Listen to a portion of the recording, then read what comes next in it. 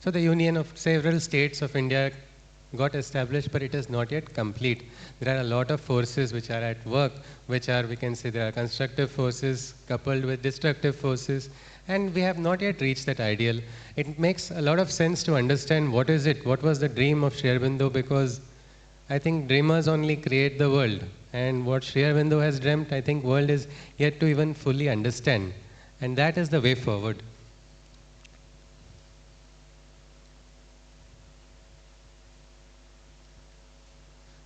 If we just look at this particular book, this complete works of Sri Aurobindo, volume number 25, The Human Cycle, if you just go to the summary and conclusion, in the summary and conclusion, Sri Aurobindo has written about this particular ideal only. He has said, to go into all that this implies would be too large a subject to be entered upon here. It is enough to point out that in this direction lies the eventual road. Meaning, he has told us, like I think in Hindi there is a phrase, समझदार लोग इशारों से समझ जाते हैं. So he has not really completely told in full detail, but he says it's beyond the scope of a work which was that way dedicated for ideal of human unity. Why is it that he felt it is not sufficient? Because this is a very big vision which cannot be probably just written. It has to be experienced, it has to be realized. I think even nowadays in apartment systems, there's no unity among different people. Forget if you see communities and villages, different cities, then you go, where is Rashtra? And then Sri Aurobindo has seen beyond Rashtra, the world, the union of the world unity, which is beyond even what we say nationalistic ideals also. It is something even beyond that. To reach that, I think it is probably, we understand the direction. It is something that must be realized. It will probably one by one as we move ahead. Basic aspect of this unity is to understand the opposites also. Many times we'll see different perspectives being shared. But if I say it is a wonderful night right now, you will say I am a fool because it is not night. Maybe somebody in USA or some other time zone may say it is night. But right now, at this point, in this place, the truth is one. Truth cannot have perspectives. It has dimensions, but not perspectives. And here, this is something which, truth is there. When you cling to the truth, there is going to be a reconciliation of even the opposites, because ultimately truth is that which prevails, and that is why we have this Satyameva Jayate also as a important motto. When we see that, that is a reconciliation. When there is reconciliation, both ends will meet. Otherwise, there is a compromise. One force which is dominant will target even in relationships. If there is no reconciliation, the opposites will never come together. This, how do we identify that? It is better sometimes because it's so difficult. Like I recently interacted with a friend of mine. After nearly 10 years, we had a different life in college. Now life is completely different. He was what they say, heavy metal. He said, I worship death metal. And here we talk about surrender. His status says no surrender, and he raises his hand. Now, how can we have a opposite people together? What dialogue can take place if you understand the spirit? So the spirit of friendship, if it takes precedence, he will not try to probably dominate his view onto me. I may not try to dominate my view, where there is an understanding of spirit. So maybe the spirit is something which is most important. Until the spirit is realized, it may not be possible to mechanically induce a human unity anywhere, not by some organizational structure, not by any other diktat also. It has to develop from inside to outwards. The question of freedom. Everybody wants freedom. Children also say, I want freedom from mummy's rules or father's rules. The students in college say, Azadi, we want Azadi. But what do we want with that freedom? And freedom and unity, are they, I think if audience wish to say also, are they one or are they different? United, we can say we're all connected together and we are united. Free means, are these two really opposites? Freedom and unity, anybody? Is it possible to have this freedom as well as unity? Yes? Yes. But many times what happens is, in this, there is something in Gita, there is one term called Mukta Sangha, meaning a free union. I mean, there's freedom also, and yet there is unity also. This realization sometimes does not come. So many times, as long as the consciousness has not risen beyond that, we will not be able to establish. Now, Sri Aurobindo, in this chapter only, the conclusion part, he has also told what is the hope. And that is what is most important for us. a spiritual religion of humanity is the hope of the future. Now, the word religion itself induces some dogmas. So what is this spiritual religion of humanity? If we can look at Sri Aurobindo's words, Sri Aurobindo has written, he says, a religion of humanity means the growing realization that there is a secret spirit, a divine reality in which we are all one, that humanity is its highest present vehicle on earth, that the human race and human being are the means by which it will progressively reveal itself here. So it is a progressive revelation. That is what we must understand. Even unity, like justice, so many such things are there. We cannot just pinpoint to some words and limit it within that construct. It is a progressive, gradual evolution. But this human unity, is it a practical thought, or is it something suddenly a radical one which nobody has had before? Well, the truth is this is actually as old as time. Only we can say, everybody ultimately, even in any relationship, even if you are if somebody is in a constrained relationship, they want freedom. If the relationship is not having the bond, they want that bond also, they want that freedom also. But this aspect of freedom, this real meaning, I think even there are so many songs, give me freedom, give me fire. One very famous song was there for the Football World Cup. Now it was for this composer, he connected it with the freedom because he was from an African nation which was suffering from a lot of poverty, and he thought it as an emancipation. But across the world, everybody jumped and danced to it, especially many of my friends in college. They said, this is the ultimate song of freedom. We have to get that freedom and give me fire. And I asked him, what will you do with that fire? There was no response. And when I told him there is something very similar in the Agni Sukta, Agni Me Purohitam is talking about Agni only. Agni is that freedom inside. They said, no, that's not cool. We don't like that. You don't go there. But this very concept of freedom is something which is quite innate to everybody. But to get that full realization, it is very important. If you see the ancient Vedic rishis and rishikas, we had great rishis as well as rishikas. They had understood the need for invoking the divine forces. If you see, there are several devatas in the Vedas. You see, they all, what did they seek from those devas? They wanted power, strength, knowledge, etc. If anybody has heard of this Rudram, and it is followed by Chamakam, Shan Chame, Mayash Chame, Priyan Chame, Nukamash Chame, everything Chame, give me, give me, give me.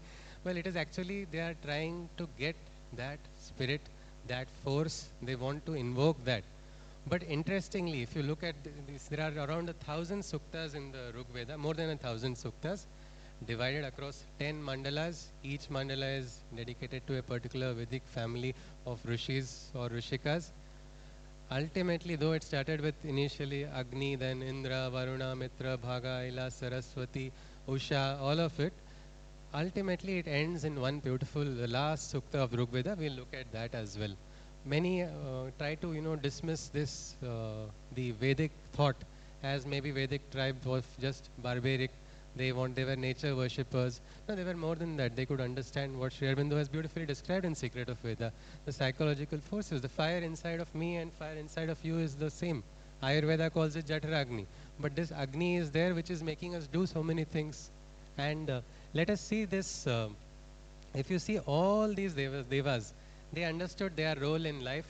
More than the direct devas, it was what was the force of the devas which was active. That is what they tried to realize. And ultimately, after invoking all these devas, you will find it quite surprising that the last sukta of the Rig Veda, it is called the Sangyana Sukta. Whom did the Vedic rishis seek to invoke? Oneness in human beings. I mean, after all these devas, what are you going to do? Get all the strength in the world, but you are not one. What is the use of that strength? What is the use of the wisdom? What is the use of the power if it is not manifesting in oneness? The Vedic rishis also understood this importance of oneness. This is the sukta. I'll just quickly read the sukta and the English meaning, so then we'll quickly go ahead. Samidyavase vrushannagne vishwan aryaya iraspade samidyase sano vasunyabhara sam gachadvam sam vadadvam Samvo manasi janatam deva bhagam yatha purve sanjanana upasate samano mantras samitis samani samanam manah sah chittamesham samanam mantram abhimantraye vasamanena vo havisha juhomi samani va akutihi samana hridayani vah samanamastu vo mano yathava susahasati. Instead of going into the full sukta, because it will take some time, if you just look at the last verse, because it is so beautiful. Means I think even the ashram group has sung this very beautifully. You might find it online. If you just see samani va akuti samana hridayani va samanamastu vo mano yathava susahasati. From an inner intuition may all utterances start. May the same oneness originate from every heart. Make us together in our complete union. May all beings agree and live in a joyous communion. Now may all agree. Now look at all these great Vedic rishis. They have got such formulas for, they have seen devas, they have seen the visions. Varuna Sukta, there is a Sukta describing, I saw Varuna's chariot in the sky. I have seen this, I have felt the power. But ultimately what are they invoking? They are saying, may we agree. I mean, now in the house also it is so important, it's so difficult. If we can agree, we say we are having a Vrindavan only, we are experiencing Krishna Leela because there is no fight going on. How is it? Why? Because this is the human nature. Human nature has this innate tendency which has to be changed, and that is probably the work which is going on, the work of the mother, the work of Sri Aurobindo. It is for transformation of this very human nature, and this is also a Vedic dream of the rishis. If you say there is a will that the rishis leave behind, they don't leave behind properties, they own nothing. There are a lot of Western Indologists, they say they wanted cattle and all of that, but why will a rishi who has nothing invoke certain deva to give me more cows? He'll have more headaches. In the village we have seen people, we have to look after the cow the entire day. The rishi would rather want to have, if you see, that is the difference. Go means light, go also means cow. So somebody who interpreted it told that the rishis wanted more cattle, but I don't think it was true. So if we see this, what Sri Aurobindo's yoga is actually a continuation of what our ancient Vedic rishis have. He has probably taken it ahead. We can say he has inherited the will that was waiting to be inherited, and this is not an individual will. If you see from the beginning, this thought was always global. Ayam nijaha paroveti ganana laguchetasam udara charita nastu vasudhaiva kutumbakam. Meaning this person is mine, this person is not. This is my ideology, this is not. This creates a divide. And Mahabharata took place because of that. One uncle could not feel that his brother's children were his own children. Mamakaha Pandavaschaiva. Bhagavad Gita begins with the first line where Dhritarashtra says, what happened between my children and those children of Pandu. So here the father is having the divide. What do you expect from the child that has been planted? So that is the inheritance, that divide. And that what happened because of it, we all know in Mahabharata. It led to destruction. No dad or mother would want that destruction for their child, but they inherited it because of this. And Sri Aurobindo is what we can say, he has taken forward this vision of the Vedic rishis. We can say this, he is the inheritor of what we see the Vedic rishis. What is Auroville then? Again, it is the will of Sri Aurobindo only, manifested through the Shakti, Mother. Now this is a work which is important not just for Auroville, also the success of this project is for the world, because this ideal of human unity, this is the only place in the world right now it is possible. Until this is realized here, this will be the prototype for the entire world to follow. And that is why it makes it so much more important to have this. If you see all of, I think since it is the first dream that we are talking about, I think almost everybody who has come to Auroville is a dreamer only, isn't it? Somebody who has taken, they have seen something, they have decided to take a plunge, to take a, many people say, what is this? How difficult it is, but for somebody who dreams, it's not difficult because that takes control of the person. So something like that. This dream that Sri Aurobindo is talking about, it is also what is followed by all those followers of the Mother's agenda. And why are they doing, what are they doing? Again, you will see in the same, the ideal of human unity, what Sri Aurobindo has said. Because he said, if this manifests, when will this manifest? There are a lot of grounds. But let us see what is it that will manifest. It is the truth of the Spirit. Why are we working for the truth of the Spirit? So that it may step in and lead humanity to the path of its highest possible happiness and perfection. If you see, there is beautiful happiness and perfection. Ananda is a happiness which is without any sort of sorrow, any sort of bliss, any sort of deformity. It is a perfect, pure Ananda, because sometimes we are trapped in happiness and sorrow. One of my friends says, touch wood when I'm happy, because tomorrow I know I'll feel sad, because in life I always, something good happens, then something bad happens. They're scared, because this is a cycle of happiness and sorrow.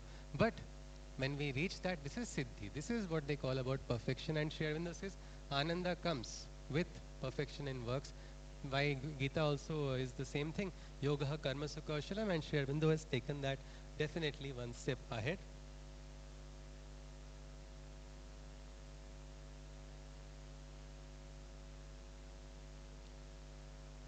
Just give me a minute. Yeah. Yes, if you see the very symbol of the mother also, if you see, all these qualities are on the outside. These all different qualities: sincerity, peace, equality, generosity, goodness, courage, progress, receptivity, aspiration, perseverance, gratitude, humility. But what is in the center? It is Aditi, or the mother's consciousness. She is the center. Around her are the petals of Mahasaraswati, Mahalakshmi, Mahakali, and Maheshwari, and then they manifest. So again, consciousness is important, or chitta is very important. Again, the spirit which is inside.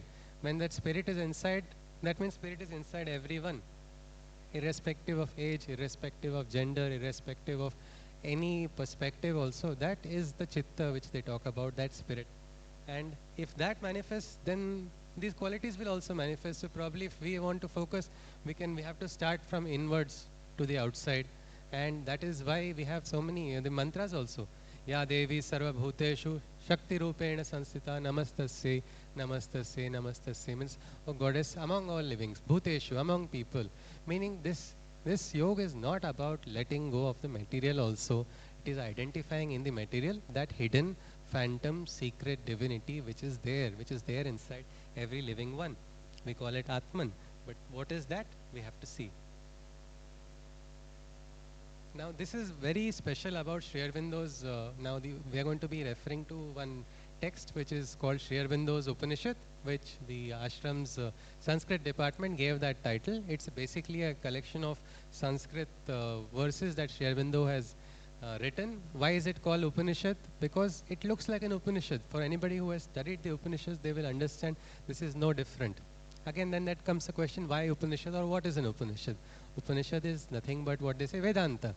Does that mean Veda ended? And so it has ended the Vedas? No, Vedanta is the Vedas took the higher truth to a high pedestal, which the Upanishadic says took it one more step forward, further. We had different yogis, different rishis like that according to their style. Just like each person has a different taste. Somebody likes a different type of music. Somebody prefers a different food. Like that, the Vedic rishis, they tried to teach their students in the form of a story. We had the Katha Upanishad. They wanted the children to have questions. Prashna Upanishad. Smallest, when somebody who talks, like we have some people, they talk very little. But when they talk, whatever they talk is so important. So something like that. Mandukya Upanishad, shortest Upanishad. So all of these Upanishads had a structure and a way of how, if you study, they all tried to approach the highest truth, which they call Brahman. And Sri Aurobindo's Upanishad just does that. So the name also has been very rightly given by the ashram's Sanskrit department. We will look at just the first set of few verses and the last verse. So yeah, first verse and last verse, we'll have a look at that. So if you see, Om Ekameva Dvitiyam Brahma Sadasadaroopam Sadasatitam Nanya Kinchidasti Trikaladrutam Trikalatitam Va Sarvantu Khalu Brahmaikam Yatkincha Jagatyamanu Vamahadvodaram Vanudaram Va Brahmaiva Tad Brahmaiva Jagadapi Brahma Satyam Namithya. So this word Jagadapi Brahma Satyam Namithya, it is describing that the divine consciousness is present in the material. This is a very important part of Sri Aurobindo's Upanishad. Just let us look at in short the meaning. Om, he is the Brahman, the singular, non-dual one, in all the forms that persist. and also in all those that do not exist. He is beyond the existent, transcending even the nascent. Nothing else ever existed or can without him be, in the past, present, or future, in the worlds three. Every creation, whether high or low in stature, wide or narrow, micro or macroscopic in nature, all is he and he is one, the singular Brahman. He is the truth, the highest that can be attained. In his creation too, the same truth is contained. This is the Brahman's truth supreme, which is not false, even in the mortal dream. Beyond all three times, eternal and transcendent, he is the divine, omniscient and omnipresent. This is also what is very important about the yoga of Sri Aurobindo. It is talking about material transformation in Auroville also, just like how the Vedic rishis talked about everybody having a equal share, offerings, may our offerings become one, may our words become one. So like that different soils also were planted together for what? For setting up the base for a transformation of the consciousness and the chitta. And that would be possible only when we recognize that spirit. Otherwise it will not. And we just go to the last verse of, yes. And we can call this the Adesha because this is the last part of the Upanishad. And Adesha in Sanskrit directly translates into order. But yes, Adesha means order. But Adesh has a spiritual significance also. It is like a divine order which directly has been received from the divine. If you look at Sri Aurobindo's words, he doesn't directly use these words. But in this particular Sanskrit text, he has used Bhagavatadishtaha, means from with the direction of the divine. And if you see the Nath Sampradaya, they always use this word, Alak Niranjan Adesh. Meaning the Adesh is the divine one, which is they are considering themselves as bearers. And can Sri Aurobindo be considered someone who can give an Adesh? Yes, we can definitely. If you see the experience of what he had in the Alipur prison, 6 by 9 feet, one small solitary cell, there he got the Krishna experience and what he called the Adesh. The world was confused. Why did Sri Aurobindo suddenly leave the political atmosphere when somebody is on the top, when he could have easily taken forward so many things? Even young Subhash Chandra Bose was a little surprised. Why? Why did he come out of this?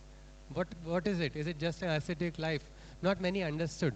Well, here in this Upanishad we see he says this is the divine call which has come into him, and that is why these words, I'll just read those words.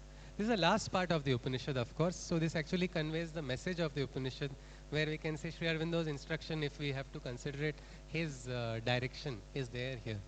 He has written, Leelartham hi jagadanandartham Leelamaya iti leelam kurutanandasya putraha muktaha kridatanandam bhungtaikam bhogyam bhagavantam prapya bhungtvam sarvastushu anandam hi pravakshyami bhagavata dishtaha tamasam apavritya anandah prakashatam tasya putraha.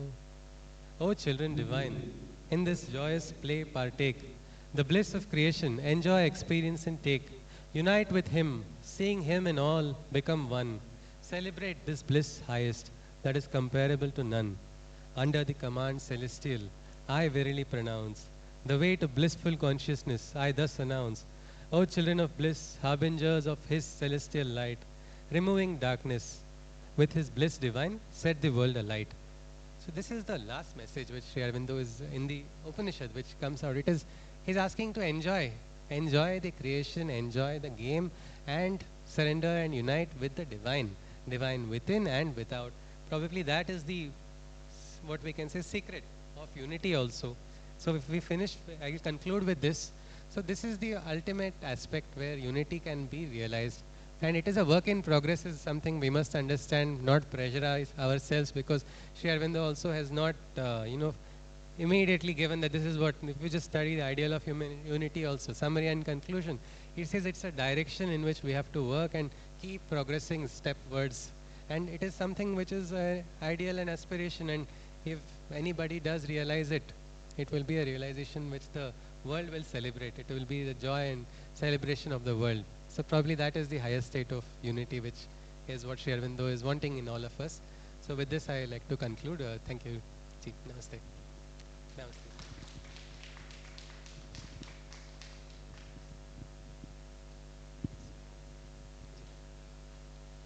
Thank you, Sushrut. No, be here, be here. I now invite Tuan to continue the conversation about the unity.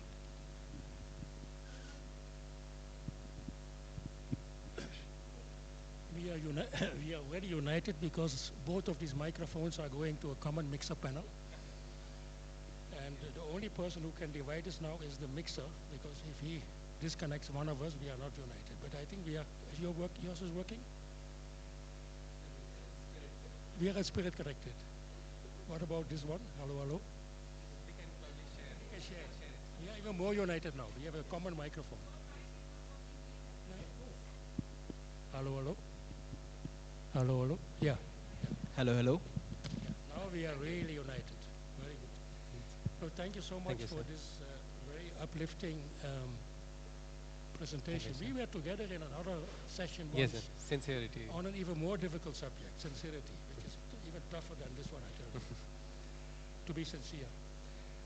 You know, what I would like to add to what you have said is a few points. One is what Sri Aurobindo emphasizes in the human cycle and also in the ideal of human unity is that we should not confuse unity with uniformity. Often people confuse the two. Uniformity means, you know, literally if you say that, you know, the police has a uniform or the army has a uniform, that is uniformity. So you can all identify these people belong to the police or the army or the fire brigade or to a school even. But that is not unity. He says, uniformity is not the law of life. Life exists by diversity.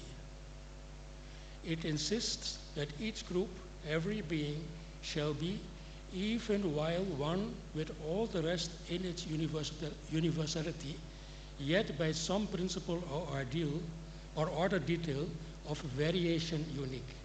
So there is variation and yet there is unity. Order is indeed the law of life, but not an artificial regulation. The sound order is that which comes from within as the result of a nature that has discovered itself and found its own law and the law of its relation with others. Therefore, the truest order is that which is founded on the greatest possible liberty. For liberty is at once the condition of vigorous variation and the condition of self-finding. And you may remember that in the last but one chapter of the human cycle, he says there are three conditions for going to the spiritual age: liberty, unity, and the divine, and God. So these two have been mentioned here. Now, very often we hear today in the newspapers, and we see it everywhere, we hear about polarities. No? Polarity is the opposite of unity in one way, although it is not. I will get into that. And I was also the other day in the auditorium. There was a conference after the president left, and I participated in that, and the topic of polarity was also brought up. And one thought came to me, which I would like to check with you whether you agree with that idea. Maybe one reason for polarity is that the human mind starts discovering its limitations, but wants to hang on to something, and then you hang on to a polarity, or to one pole of the polarity. Yes, sir. So you have all the isms. You have communism, capitalism, you have the conservatives, you have the progressives. And I find it always very peculiar when somebody says, I'm a liberal and I will be a liberal for the rest of my life. Why do you limit yourself? Do you agree that perhaps polarity is based Yes, based on that Yes, sir. concern? Yes, there is a tendency in the mind to attach to dogmas. Every time, like if somebody who is very attached to it, like if I go with my friend and I'm too attached to one flavor of ice cream, I'll try to ensure my friend also takes, this is the only good flavor, other flavor is not. So probably this aspect of attachment to limitations, this is a factor of the mind. And also that we all apparently are in need of an identity. Yes. So you want to belong to a group, right? So you belong to the conservatives or you belong to the progressives or whatever. So the wanting to be part of a group and maybe the fear for going beyond the mind makes you stick to a particular position, which is a very mental position and leads to polarities. Yes, sir. Yes, sir. Yes, sir.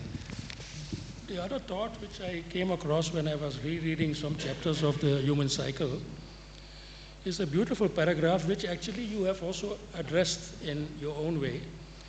The ultimates of life are spiritual, and only in the full light of the liberated self and spirit can it achieve them. That full light is not intellect or reason, but a knowledge by inner unity and identity, which is the native self-light of the fully developed spiritual consciousness. And preparing that, on the way to it, a knowledge by intimate inner contact with the truth of things and beings, which is intuitive and born of secret oneness.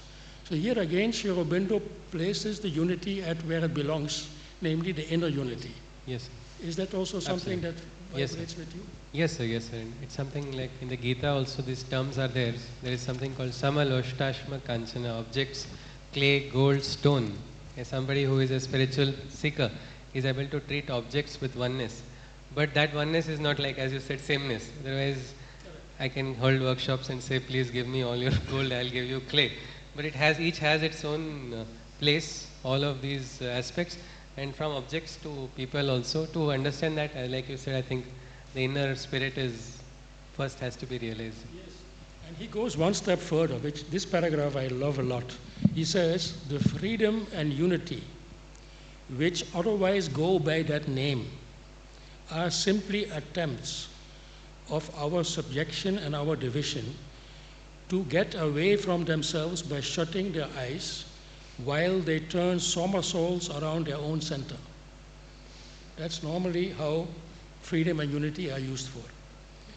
When man is able to see God and to possess Him, then he will know real freedom and arrival at real unity, never otherwise. So Sri Aurobindo keeps on hammering almost that, look, that is the unity that we have to speak about. It's not uniformity. It's not even normal human agreement. We may agree, we may not agree, and tomorrow we may agree and disagree. That has nothing to do with the unity at the level that Sri Aurobindo is writing about. And then there is another very interesting, of course, the mother. The mother also, when she talks about Auroville, she has given the first condition for living in Auroville is to be convinced of the essential unity of mankind and the will to collaborate in the material realization of that unity. It's again the essential unity. It's not the superficial unity that we normally speak of. And then I came across another very interesting paragraph yesterday.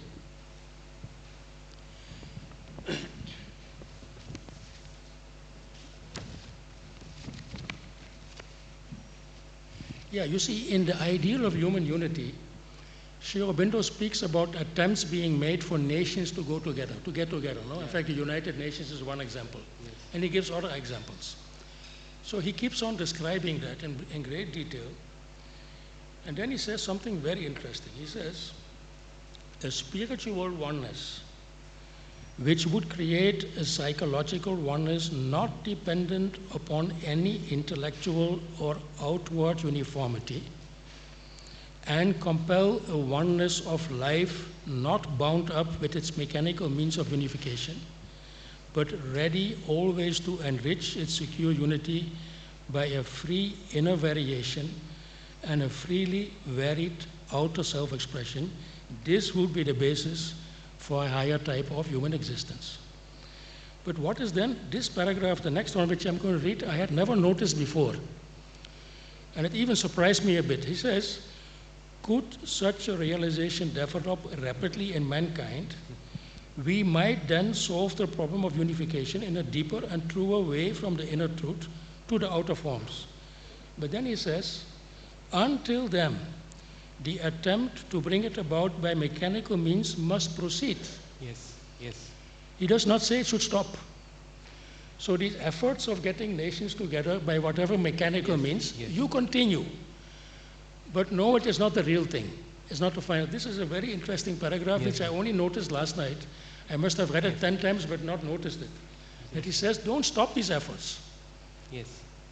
Yes, sir. Actually, when I was just out of college and we had to visit a lot of governmental bodies for getting approvals, I was very irritated with the system, and then that time I met somebody online who was from Russia who had something called TDAS, Theory of Destruction of All Systems, and probably I was also somewhere I was frustrated with what was happening, and I immediately aligned with, yes, that is the only way unless all systems get destroyed.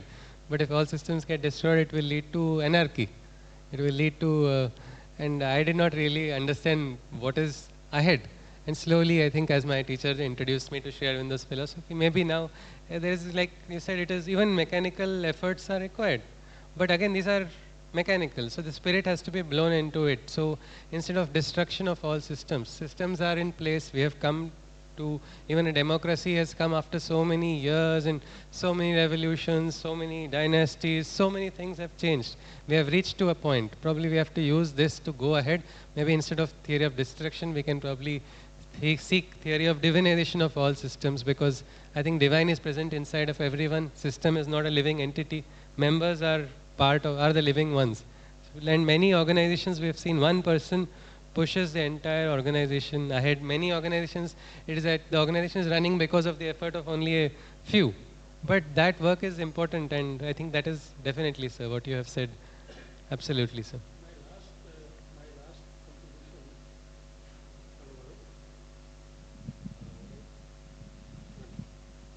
Hello, hello. Yeah.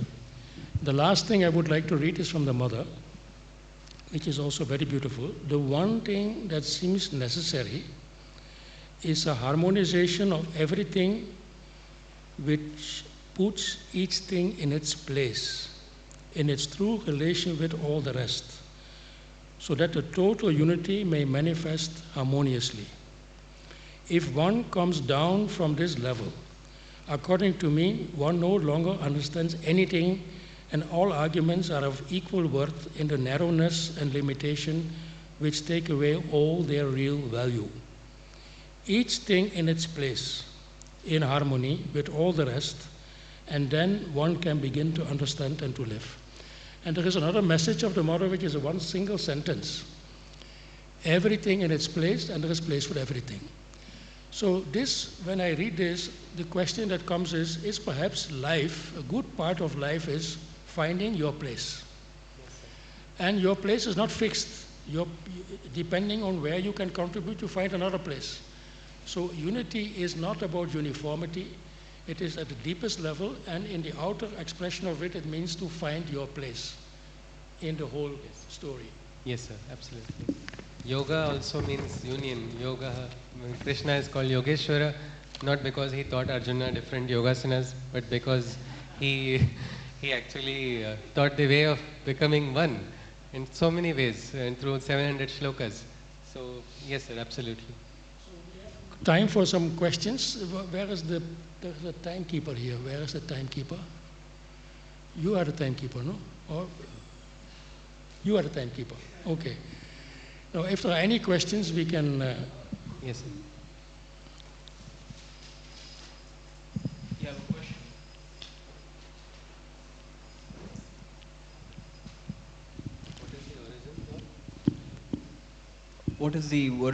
What are the origins of words and languages? Anyone else would like to? What is the origin of words and languages? Yes. What we can... Yes, this is a metaphysical question, but we'll have to go to the point of origin, because here we were not around.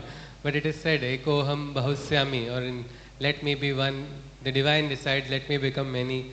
They say the scientists say, now they are saying world didn't origin with a big bang. Earlier they said it did. After a few years they will again say that. But we were in we can say Shastras, they talk about Nada Brahma, or the sound, the origin. They say Om is that origin, the first syllable. Mandukya describes that. But I don't know the Mandukya Upanishad fully, because if it is said, if whoever realizes the Mandukya Upanishad will get liberation. But it is only 12 shlokas. But who is going to understand it is the question, because it's not literal understanding, it's inner meaning. So I think this is a very question which is probably will remain a question, sir. Yes, sir.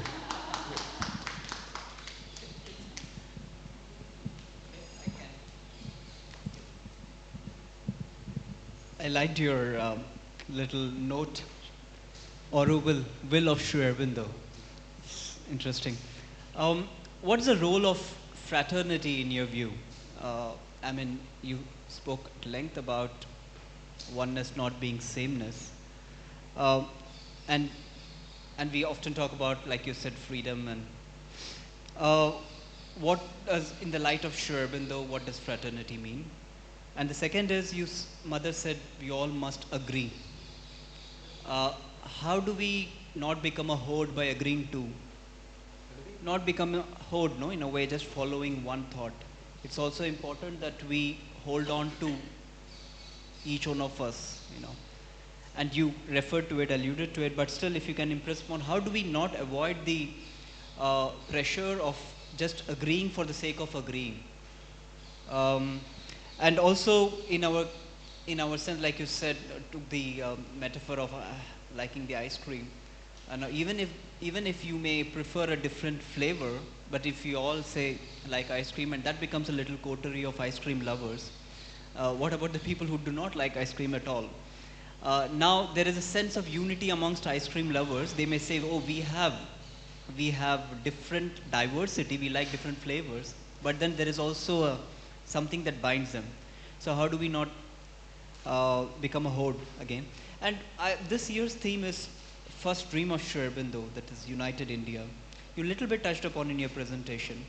If both of you, if you may expand on that how important is Sri Aurobindo's ideals and the first dream that he dreamt on the eve of India's independence. After 75 years, how far have we come, and how far do we need to go towards unity? Thank you. About the ice cream,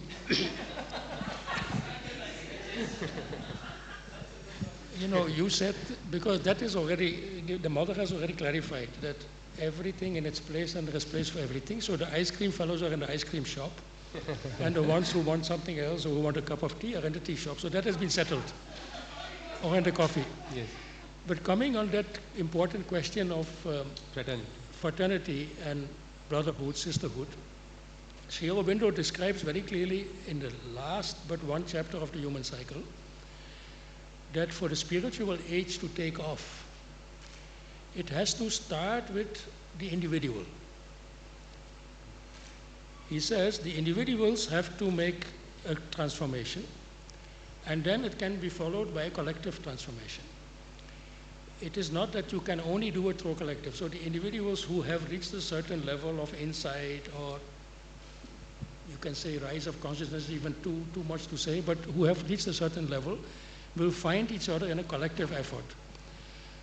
He says the same thing in the Life Divine when he says maybe a need of communities of Gnostic beings getting together where the realization of a life divine can be accelerated and maybe pioneered even. He says maybe, he does not for sure. So I would say fraternity, brotherhood, sisterhood, getting together, the question can be answered if you clarify at which level. Let me give a very simple example. Now, after this particular conference is over, probably about 3 or 5 of us, we will get together to put the chairs on the side. Because we see a common task, we don't debate it, we put the chairs properly on the side. Is that fraternity? Yes, it is fraternity for a particular purpose. Right? So I would say all questions about fraternity, unity, brotherhood, sisterhood, have to be placed at the level where you want to discuss it. There is no absolute concept of fraternity and brotherhood in my view. Yes, sir. I think I would little resonate what sir has also talked about. Like it cannot be. One thing is that there are no dogmas on this spiritual path. One of the beautiful aspect of Sri Aurobindo's yoga is it is called Purna Yoga, but it is also Purna freedom here. Unlike so many other paths where there are so many constructs or you have these limitations, but there is a purpose for that as well. So that discipline, but there is nobody sitting to check you. who is watching, who is not. It is something like I personally, for me, I wanted guidance, so I found my teacher and I want to ask questions, and in my heart, he is my guru, and I live like that. Somebody somewhere else, this is wrong. He called me up, some uncle who was very senior to me, and he, whom I have never spoken to before, wanted to have a long conversation with me. And he started saying, this is not right what you are doing. And I learned directly from the trees, I learned from the river, I learned from the birds. And I said, yes sir, for you it is good. For me, it does not know, but he was going on. Then I just said, sir, how many times has the tree caught your ear and told you you are wrong? That was the last time I got a call from him. So he did not agree with it, but we didn't really have to disagree. I stayed by my point. He probably is learning from the trees even now. But whatever it is, his way of functioning. But we cannot impose, but like Sir said, individual has to realize, even for example, meditation people must do. Sri Aurobindo has told, Mother has told, but they have not given an order. They have not talked about this Kundalini yoga has to start, this chakra has to revolve at this RPM or whatever. Nothing has been discussed. That freedom has been maintained, but dhyana must be done. Otherwise, you will not be able to. When I joined my teacher at 21 and in 2011, I was not able to meditate. I went and told him, sir, acting, ye dhyana jam nahi raha. He said, kam se kam acting karo. He told me do acting, and it was something which is, it is his way of where you do it naturally. I said, what is the meaning? He said, at least you will sit in one place, not look around anywhere for some time, and slowly, yes, something like that. Self-discipline is important, but fraternity, this feeling must come from inside. If I don't feel, nobody can tell me to feel. Like love also can, I want that person to love me because, no, there's no reason, no. I cannot force, somebody cannot be forced. So yes, I think like from the individual level only it can come. It cannot be forced, but to understand that there is a requirement, and like even in the Sri Aurobindo's ideal of human unity, it like Sir told, it is even mechanical aspects are required because slowly it will not reach to that stage. Perfection is not going to come just like that. Even Krishna talks about in the Gita perfection throughout, but in the last chapter he tells Arjuna imperfections okay. Because Siddhi will come because every action has some amount of imperfection. He gives the example of smoke of it and fire. Means fire is masked by its own smoke. So like that every karma is having some imperfection. It is okay, but follow your sabhava, follow your inner nature. Don't crush your inner nature and go. And if you follow your inner nature, you surrender to the divine, you will reach that. And this aspect is, I think, if we recognize that divinity is in you, divinity is in everybody, a fraternity will come into siblings. So will say, I am you, you are me, we are one. This feeling will come only then, but cannot be imposed. We cannot be forced to think in a particular way. Yes, sir. Unity in the context of 75 years of independence. In the context of independence, we have a big, nice statue of unity now. We have, we have a lot of states, we can say, are at least recognizing. Earlier it was forgotten also that, like if you see the first dream which Sri Aurobindo described, there was a danger of India splitting and breaking into so many such individual states. Imagine going from Tamil Nadu to Pondicherry would require passport. It would be horrible. So we are reaching there, but we have not reached there, of course, and it's a work in progress, we can say. Forces are there which are pushing certain things ahead, again, back. Probably Auroville has to play the biggest role in showing the way. That it is important that this experiment becomes successful for the sake of the world, not just for the sake of Auroville as well, is what I feel, sir.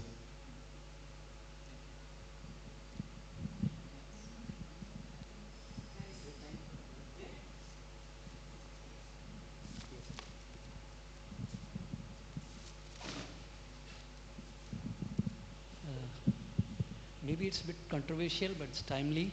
The role of Mahakali with respect to the systems. I was just reading Mahakali's role, and then it says destruction, and she does, systems also is spoiled. So the role of Mahakali in a system, and then the role of her followers or her army. So that I wanted to have some discussion on that. Role of destruction and unity. So it is like in the garden, if we have weeds, you have to do de-weeding, isn't it? But when we are de-weeding, Sometimes good plants also, if they are entangled with the weeds, they will be uprooted. When Ma Kali's force of destructive rage does work, it works in a great force. Everywhere for a new creation, somewhere some amount of destruction, it is the Kala cycle. But Sri Aurobindo in his hymn to Durga says, birth after birth we come and go, and it is not related to just one birth. This work is going on so many places. If you see, fire was burning in Ananda for so many days, months. Okay, yes, that is also, and many understand that. What was the aim of that? Was to destroy the scriptures, but they were a little foolish, thinking we had like pen drives or something, everything downloaded into scriptures. But they couldn't touch the source from where the rishis got inspiration. Today also people are getting, tomorrow newer Vedas may also come. The Kali's forces are probably a little scary, so she is quite powerful, we can say. What means, though there are the Shakta Panthas who worship Ma Kali, they also, they get the experience also. They go on the wrong path, Ma Kali does not spare them also. So the Upasana is done. Kali's force of action is there. She is like destructive force. There is also sweet Ma Saraswati. She works with all imperfection of human beings. So all forces are at, definitely. They are at play, and it will probably, it's also something going on. I hope it was of some use. Yes, sir. No, you take the Matamandi pillars, no? We have the 4 aspects of the Mother Ma Kali Mass. So I have never seen Ma Kali as something negative. It is a destructive force to make place for something else. It is not destruction for the sake of destruction. And for the other aspects also to be able to manifest. If, for example, Mahaswati has to be the perfection and beauty have to be manifested, sometimes you have to destroy something. A painting has to be made on a clear canvas. So if Mahakali has to come to make the canvas clear for the next manifestation, that is not a negative. She probably destroys ahankar. Ego is what she destroys very powerfully, strongly. Some teachers are lenient teachers, we can say, and some are very strict teachers. Ma Kali is a strict teacher. You take ahankar and go in front of her, she will not spare.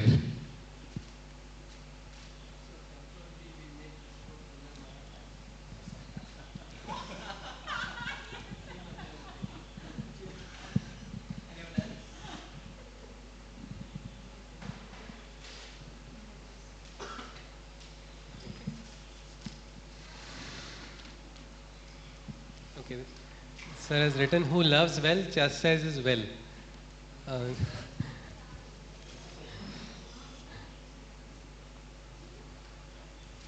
It's a statement. We agree. Yes. Yes. I think for me, my guru has scolded me so many times for my mistakes. That is very useful. I would say thank you. That time when I was receiving it, I was not happy. Maybe I felt bad. I would have felt sad also. But it is required, I think, for transformation again, that requires sometimes. Yes. One problem is that realization always comes in hindsight, no? Yes, sir.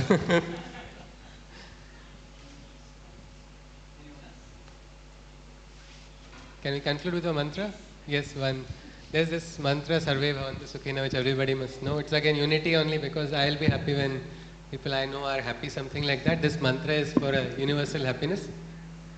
Sarve Bhavantu Sukhina, Sarve Santu Niramaya, Sarve Bhadrani Pashyantu, Ma Kaschid Dukkha Bhag Bhavet. Om Shanti, Shanti, Shanti. Thank you.